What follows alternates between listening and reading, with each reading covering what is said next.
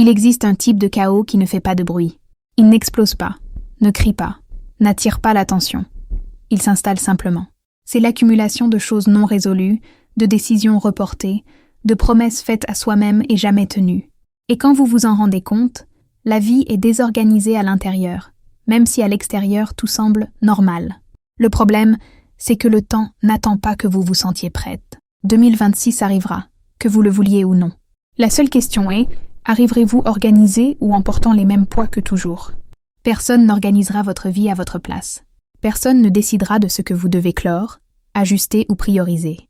Et plus vous repoussez ce processus, plus vous vous sentez épuisé, non pas physiquement, mais émotionnellement. Organiser sa vie ne consiste pas à avoir des tableurs ou de jolis agendas. Il s'agit d'assumer sa responsabilité, de créer de la clarté et d'arrêter de vivre en mode automatique. Cette vidéo est une invitation directe. Soit vous prenez le contrôle maintenant, soit vous continuez à laisser le chaos décider pour vous. Si ce thème vous a déjà touché, laissez votre like, abonnez-vous à la chaîne et restez avec moi, car les prochaines étapes sont exactement ce dont vous avez besoin avant le passage à la nouvelle année. Première étape. Cessez de remettre à plus tard des décisions que vous savez déjà devoir prendre. Il existe un type de désorganisation qui ne vient pas du manque de temps, mais du manque de courage. Ce sont des décisions que vous savez déjà devoir prendre, mais que vous continuez à repousser. Des conversations difficiles, des clôtures nécessaires, des changements évidents que vous évitez parce qu'ils semblent inconfortables. Et pendant que vous ajournez, la vie devient lourde. Non pas parce qu'elle est trop difficile, mais parce qu'elle est incohérente. J'ai vécu cela pendant longtemps. Je savais exactement ce que je devais changer, mais je faisais semblant de ne pas voir. Je disais que ce n'était pas le bon moment, que j'avais besoin d'y réfléchir davantage, que le mois prochain je réglerais ça. Le problème, c'est que chaque décision reportée devenait un poids invisible. Je me réveillais fatiguée sans comprendre pourquoi. Ce n'était pas un manque de sommeil, c'était un excès de dossiers émotionnels en suspens. Ce n'est que lorsque j'ai commencé à prendre de petites décisions, mais définitives, que j'ai senti la vie se décompresser. Mettre fin à ce qui n'avait plus de sens. Dire non, sans trop se justifier. Choisir des chemins avec moins de bruit. Et quelque chose de curieux s'est produit. La clarté a commencé à revenir. L'énergie aussi. Parce que la vie répond lorsque vous cessez de vous saboter par l'indécision. Organiser sa vie commence quand vous acceptez une vérité simple. L'inconfort de décider est toujours moindre que la fatigue de remettre à plus tard. Commentez. J'arrête de remettre à plus tard ce que je sais déjà. Cette phrase est le premier signe que vous êtes prête à reprendre le contrôle avant 2026. Deuxième étape. Organisez votre temps comme quelqu'un qui respecte sa propre vie. Beaucoup de gens disent que leur vie est désorganisée, alors qu'en réalité, c'est la manière de traiter le temps qu'il est. Vous ne perdez pas du temps. Vous le donnez. Vous le donnez aux distractions, aux urgences des autres, à des tâches qui ne construisent rien, à une fatigue qui naît du manque de priorité. Et, à la fin de la journée, il reste le sentiment d'être occupé, mais de ne pas avancer. Je m'en suis rendu compte lorsque j'ai réalisé que mes journées étaient une réaction constante.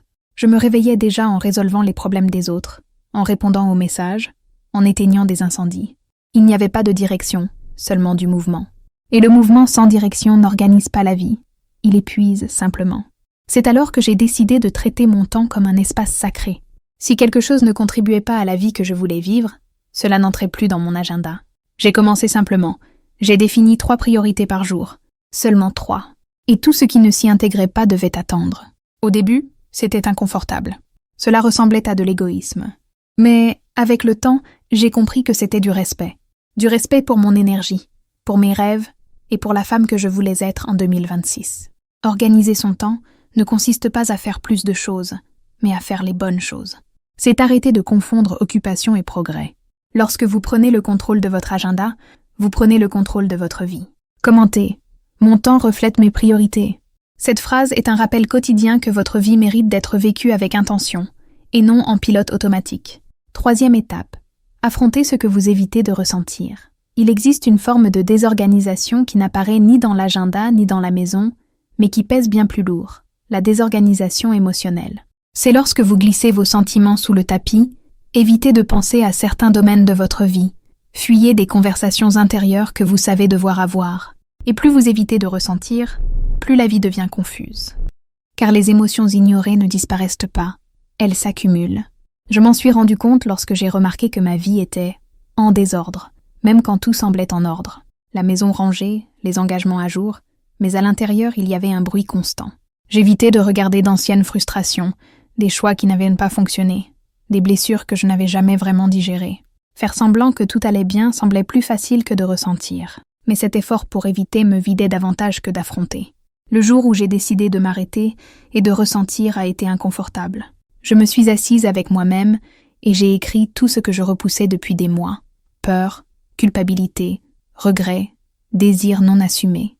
J'ai pleuré, j'ai respiré, et peu à peu, quelque chose a changé. L'esprit est devenu plus clair. Les décisions ont commencé à avoir plus de sens. Parce que lorsque vous organisez vos émotions, toute votre vie commence à s'aligner. Organiser sa vie avant 2026 exige une maturité émotionnelle. Cela exige d'arrêter de fuir ce qui fait mal et de comprendre que ressentir fait partie du processus de croissance. Vous n'avez pas besoin de tout résoudre maintenant. Vous devez simplement cesser de faire comme si cela n'existait pas. Il existe une part de la désorganisation que presque personne n'admet, mais qui pèse chaque jour, l'insécurité financière. Vous pouvez essayer de mettre votre vie en ordre, d'organiser votre temps, de prendre soin de vos émotions. Mais quand il s'agit d'argent, quelque chose se resserre. Peur de manquer, peur de se tromper, peur de dépendre. Et cette peur crée un bruit constant qui empêche toute véritable sensation de contrôle. Car il est difficile de se sentir organisé lorsque, au fond, vous ne vous sentez pas en sécurité. Beaucoup de femmes portent cette tension en silence. Elles travaillent, font des efforts, essaient de tout gérer, mais vivent avec le sentiment d'avoir toujours un temps de retard. Non par incapacité, mais parce qu'elles n'ont jamais appris à se relationner à l'argent de manière légère et consciente. L'argent devient une source d'anxiété et non de soutien. Et tant que cette relation ne change pas, la vie reste désorganisée. Pas à l'extérieur, mais à l'intérieur. C'est précisément pour transformer cela que j'ai créé le Code de la richesse. Un guide simple et accessible pour vous aider à changer votre relation à l'argent, construire une sécurité financière et, enfin, vivre avec la tranquillité de pouvoir choisir vos propres chemins. Il ne s'agit pas de formules compliquées, mais de clarté, de conscience et d'autonomie. Il s'agit d'enlever le poids de l'argent de vos épaules et de le remettre à sa juste place, comme un outil de liberté. Si vous sentez qu'organiser votre vie passe nécessairement par le fait de vous sentir financièrement en sécurité, le lien vers le Code de la richesse se trouve dans le premier commentaire épinglé. 4e étape, cessez de porter des responsabilités qui ne sont pas les vôtres. L'une des plus grandes sources de désorganisation dans la vie adulte est l'excès de responsabilité assumée par culpabilité, par peur ou par besoin d'approbation. Vous portez des problèmes qui ne sont pas les vôtres, des émotions qui ne vous appartiennent pas, des attentes qui n'ont jamais été clairement établies, puis vous vous demandez pourquoi vous êtes toujours fatigué. Ce n'est pas un manque de force, c'est un excès de poids. Je l'ai compris lorsque j'ai réalisé que mon agenda était plein, mais que ma vie était vide. Je réglais tout pour tout le monde, j'anticipais les besoins, j'évitais les conflits, j'essayais de maintenir l'équilibre, sauf pour moi-même. Au fond, je croyais que si je ne faisais pas tout, tout s'effondrerait. Mais ce qui s'effondrait, c'était moi. Ce n'est que lorsque j'ai commencé à rendre ce qui ne m'appartenait pas que la vie a commencé à s'organiser. J'ai cessé de résoudre des problèmes qui n'étaient pas de mon ressort. J'ai cessé d'absorber les émotions des autres, comme si elles étaient les miennes. J'ai cessé de dire « oui » par peur de déplaire. Et quelque chose de curieux s'est produit. Le monde ne s'est pas écroulé. Les gens se sont ajustés. Et moi, j'ai enfin respiré. Organiser sa vie avant 2026 exige la maturité de comprendre que la responsabilité n'est pas synonyme de sacrifice. Vous pouvez être présente sans vous annuler. Vous pouvez aider sans vous perdre. Vous pouvez aimer sans porter le poids du monde. Si vous n'apprenez pas à poser des limites, votre vie sera toujours un dépôt émotionnel pour les autres. Et personne ne grandit ainsi. Commentez « Je rends ce qui ne m'appartient pas ». Cette phrase est un rappel puissant qu'organiser sa vie, c'est aussi apprendre à lâcher prise. 5e étape. Organisez vos habitudes, avant qu'elles n'organisent votre vie à votre place. La vie que vous vivez aujourd'hui est le résultat direct des habitudes que vous répétez, et non des intentions que vous formulez. Vous pouvez désirer le changement, écrire des objectifs, visualiser un futur différent, mais si les habitudes restent les mêmes, le résultat reste le même. Et c'est là que beaucoup de personnes se frustrent. Elles veulent une vie organisée, mais maintiennent des comportements totalement désalignés avec ce désir. Je l'ai compris lorsque j'ai commencé à observer mes journées avec honnêteté. Pas les bonnes journées, mais les ordinaires, celles où personne ne regarde. Je disais vouloir plus de clarté, mais je commençais la journée sur mon téléphone. Je disais vouloir plus d'énergie, mais je dormais mal. Je disais vouloir plus de concentration, mais je me laissais distraire en permanence. Ce n'était pas un manque de capacité, c'était de l'incohérence. Et l'incohérence génère un chaos intérieur. C'est alors que j'ai compris qu'organiser sa vie ne consiste pas à faire de grands changements d'un seul coup, mais à ajuster de petites habitudes avec constance. Se coucher et se lever à des horaires plus prévisibles. Mieux manger la plupart du temps, pas dans la perfection. Créer des rituels simples de début et de fin de journée. Réduire les excès qui drainent l'énergie. Ces ajustements semblent petits, mais ils créent une base solide sur laquelle la clarté peut se maintenir. Si vous ne choisissez pas vos habitudes consciemment, elles choisissent pour vous. Et, le plus souvent, elles choisissent le chemin le plus facile, pas celui qui est le plus aligné avec la personne que vous voulez être en 2026. Organiser vos habitudes est un acte silencieux de leadership personnel. C'est vous dire à vous-même « Je suis aux commandes ». Commentez « Mes habitudes soutiennent la vie que je veux ». Cette phrase marque le moment où vous cessez d'attendre l'organisation et commencez à la construire au quotidien. 6e étape. Créez de l'ordre dans votre espace pour créer de la clarté dans votre esprit. Il existe un lien direct entre l'espace dans lequel vous vivez et l'état de votre esprit. Les environnements en désordre ne sont pas seulement visuellement fatigants, ils maintiennent le cerveau en alerte constante, compliquent les décisions et alimentent la sensation de chaos. Beaucoup de personnes essaient d'organiser leur vie en commençant par l'intérieur, mais oublient que l'extérieur influence profondément l'intérieur. Je m'en suis rendu compte lorsque j'ai réalisé que ma maison reflétait exactement ce que je ressentais à l'intérieur. Des objets accumulés, des papiers sans destination, des choses gardées pour plus tard. Tout semblait inoffensif, mais l'ensemble créait un poids silencieux. Chaque fois que je rentrais chez moi, mon corps ne se détendait jamais complètement. C'était comme si quelque chose restait toujours en suspens. J'ai alors décidé de commencer par un seul endroit, un tiroir, un seul. J'ai jeté ce qui n'avait plus de sens, organisé ce qui restait, nettoyé l'espace. Et quelque chose de curieux s'est produit. J'ai ressenti un soulagement. Ce n'était pas une question de tiroir. C'était le symbole de mettre de l'ordre là où il y avait auparavant de la confusion. Les jours suivants, j'ai organisé d'autres espaces, et avec eux, j'ai commencé à penser plus clairement. Les décisions sont devenues plus faciles. La procrastination a diminué. Organiser son espace est un geste concret qui dit au cerveau « Je suis aux commandes ». Il ne s'agit ni de perfection ni d'esthétique, mais de fonctionnalité et de respect pour sa propre vie. Lorsque votre environnement vous soutient, votre esprit cesse de lutter en permanence.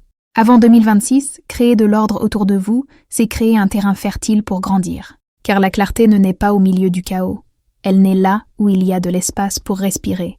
Commentez, j'organise mon espace et mon esprit répond. Cette phrase scelle le lien entre l'environnement que vous construisez et la vie que vous souhaitez soutenir. 7e étape. Arrêtez de vivre en réaction et commencez à vivre par choix. Une grande partie de la désorganisation de la vie vient d'un mode de vie réactif. Vous vous réveillez en répondant à des messages, vous réglez ce qui surgit, vous éteignez des incendies émotionnels, vous répondez à des demandes apparues de nulle part, et quand vous vous en rendez compte, la journée est terminée. Non parce que vous l'avez choisi, mais parce que vous ne vous êtes jamais arrêté pour choisir autrement. Vivre en réaction, c'est remettre le volant de sa vie au hasard. Je l'ai compris lorsque j'ai remarqué que presque rien dans mes journées n'était intentionnel. Je disais oui, impulsivement, j'acceptais des engagements sans réfléchir, je changeais mes plans pour ne décevoir personne. À la fin, j'étais toujours fatiguée et frustrée, avec la sensation que la vie m'arrivait dessus, et non qu'elle se construisait pour moi. Ce n'est que lorsque j'ai commencé à faire une pause avant de répondre que tout a changé. Avant chaque décision, je me posais une question simple. Est-ce que cela me rapproche ou m'éloigne de la vie que je veux vivre en 2026 ? Cette question est devenue un filtre puissant. Beaucoup de choses ont cessé d'avoir du sens. D'autres ont gagné en priorité. Et pour la première fois, j'ai eu le sentiment de vivre de manière consciente, et non en pilotage automatique. Choisir exige du courage, car chaque choix est aussi un renoncement. Mais vivre sans choisir coûte bien plus cher. Cela coûte de l'énergie, de la clarté et de la direction. Organiser sa vie avant 2026 passe nécessairement par le fait de sortir du mode réaction et d'entrer dans le mode décision.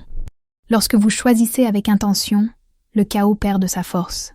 La vie recommence à avoir du sens, parce que vous cessez d'être prisonnière des circonstances et devenez l'autrice de votre propre histoire. Commentez, je choisis ma vie en conscience. Cette phrase marque la frontière entre vivre en pilotage automatique et vivre avec direction. 8e étape. Clôturez les cycles ouverts avant qu'ils ne continuent à drainer votre énergie. Rien ne désorganise davantage la vie que des cycles mal clôturés. Des relations déjà terminées, des projets laissés à moitié, d'anciennes versions de vous-même qui réclament encore de l'attention. Même lorsque vous faites semblant d'avoir avancé, ces fils ouverts continuent de consommer de l'énergie mentale et émotionnelle. C'est comme essayer de ranger la maison pendant qu'un robinet continue de goutter. Je n'ai réalisé à quel point cela m'affectait que lorsque je me suis arrêtée pour lister tout ce qui était encore en suspens dans ma vie. Des conversations qui n'ont jamais eu lieu, des décisions restées en suspens, des situations que j'évitais de conclure par peur de blesser quelqu'un, ou moi-même. Chaque cycle non terminé occupait de l'espace. Et plus il occupait d'espace, moins j'avais de clarté pour créer quelque chose de nouveau. Clôturer des cycles ne signifie pas confronter tout le monde ni dramatiser le passé. Parfois, la clôture se fait en silence. C'est accepter que quelque chose a rempli sa fonction. C'est cesser de revisiter mentalement ce qui est déjà terminé. C'est prendre une décision intérieure et avancer avec dignité. Quand j'ai fait cela, j'ai ressenti quelque chose que je n'avais pas ressenti depuis longtemps, de la légèreté. La vie a commencé à couler avec plus de simplicité, parce que je ne portais plus des histoires qui n'appartenaient plus à mon présent. Organiser sa vie avant 2026 exige le courage de fermer des portes, non pas avec colère, mais avec maturité. Le nouveau n'entre que lorsque l'ancien ne prend plus de place. Commentez. Je clôture les cycles avec conscience. Cette phrase représente le moment où vous choisissez de cesser de vivre dans le passé pour enfin organiser l'avenir. 9e étape. Assumez la responsabilité totale de la vie que vous êtes en train de vivre. Il existe un moment décisif dans l'organisation de la vie où vous devez cesser de chercher des coupables. Il ne s'agit pas de culpabilité. Il s'agit de pouvoir. Tant que vous croyez que les circonstances, les autres ou le passé sont responsables de votre chaos actuel, vous remettez le contrôle de votre vie à l'extérieur. Organiser sa vie avant 2026 exige un geste ferme. Assumez que désormais, tout dépend de vous. J'ai mis du temps à comprendre cela. Pendant longtemps, j'expliquais ma désorganisation par des justifications externes. Manque de temps, manque de soutien, manque d'opportunités. Certaines étaient réelles, oui, mais aucune d'entre elles n'était en train de résoudre ma vie. Le jour où j'ai cessé de demander « Pourquoi cela m'est-il arrivé ?» et où j'ai commencé à demander « Qu'est-ce que je vais faire de cela maintenant ?» tout a commencé à changer. Assumer la responsabilité n'est pas se punir, c'est se libérer. C'est comprendre que, même si vous n'avez pas choisi le point de départ, vous choisissez les prochaines étapes. Quand j'ai fait ce mouvement, quelque chose a changé intérieurement. J'ai cessé d'attendre des sauvetages, des solutions magiques ou une validation extérieure. J'ai commencé à agir avec plus de fermeté, plus de clarté et plus de présence. La vie commence à s'organiser lorsque vous comprenez que personne ne viendra vous sauver. Et ce n'est pas triste, c'est libérateur. Parce que cela signifie que vous ne dépendez plus de personne pour changer. Vous êtes la personne que vous attendiez. Commentez. J'assume le contrôle de ma vie. Cette phrase marque le moment où vous cessez d'être spectatrice et devenez l'autrice de votre propre histoire. 10e étape. Créez un plan simple et cessez de compter uniquement sur la motivation. Rien ne s'organise de manière durable lorsque tout dépend uniquement de la motivation. La motivation est instable, émotionnelle et passagère. Elle va et vient. Ce qui soutient une vie organisée, c'est un plan simple, réaliste et possible à suivre même les jours difficiles. Pas un plan parfait, un plan honnête. Je l'ai appris lorsque j'ai réalisé que je passais des années à me sentir enthousiaste à certains moments et complètement perdue à d'autres. Chaque fois que la motivation arrivait, je me promettais monts et merveilles. Mais lorsqu'elle disparaissait, tout s'effondrait. C'est là que j'ai compris. Je n'avais pas besoin de plus d'enthousiasme. J'avais besoin de structure. J'ai commencé petit. J'ai listé ce qui devait être organisé dans 3 domaines. La vie personnelle, émotionnelle et pratique. Rien de grandiose. Juste l'essentiel. J'ai défini des actions hebdomadaires, pas des objectifs inatteignables. J'ai créé des routines minimales, pas parfaites. Et, surtout, j'ai cessé de négocier avec moi-même ce que je savais devoir être fait. Cela a été le véritable tournant. Lorsque vous avez un plan simple, la vie cesse d'être un terrain d'improvisation constante. Vous savez quoi faire même lorsque vous êtes fatigué, confuse ou sans envie. Et cela apporte une paix qu'aucune motivation passagère n'est capable d'offrir. Organiser sa vie avant 2026 ne consiste pas à devenir une autre personne du jour au lendemain. Il s'agit de créer une base solide pour ne pas s'effondrer à chaque imprévu. Commentez, je crée une structure pour la vie que je veux. Cette phrase symbolise la maturité, l'engagement et la direction. Organiser votre vie n'est pas une tâche jolie ni confortable, c'est un acte de courage. C'est arrêter de fuir, arrêter de repousser, arrêter de déléguer vos décisions. C'est assumer que personne ne le fera à votre place. Et ce n'est pas lourd, c'est libérateur. Avant 2026, Vous avez la possibilité d'entrer dans un nouveau cycle avec plus de clarté, moins de bagages et beaucoup plus de conscience. Décider maintenant est un cadeau que votre version future vous remerciera d'avoir fait. Si cette vidéo a fait sens pour vous, laissez votre like, abonnez-vous à la chaîne et commentez. Je choisis d'organiser ma vie maintenant. Parce que lorsque vous vous organisez à l'intérieur, toute la vie commence à s'aligner à l'extérieur.